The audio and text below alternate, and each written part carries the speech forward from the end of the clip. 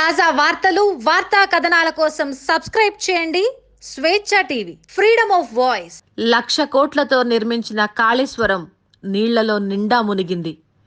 తెలంగాణ ప్రజల కష్టార్జితం కేసీఆర్ అవినీతికి బలైందని టీపీసీసీ చీఫ్ రేవంత్ రెడ్డి ఆరోపించారు. కనీ విని ఎరుగని రీతిలో గోదావరికొచ్చిన భారీ వరద కాళేశ్వరం ఎత్తిపోతల పథకంపై ప్రభావం చూపింది. ప్రాజెక్టు పరిధిలోని సరస్వతి, మేడిగడ్డ పంప్ హౌజ్లు పూర్తిగా నీట మునిగాయి. పంప్ హౌజ్లలోని పంపులు, మోటార్లు, ప్యానల్ బోర్డులు, విద్యుత్ పరికరాలు నీట మునిగిపోయాయి. ఇంకా భారీగా వరద కొనసాగుతున్న నేపథ్యంలో పంప్ హౌజ్లలో నీటిని తోడేసే అవకాశం లేదని, నీటిని తోడేస్తేనే నష్టంపై స్పష్టత వచ్చే అవకాశం ఉందని అధికార వర్గాలు చెప్తున్నాయి.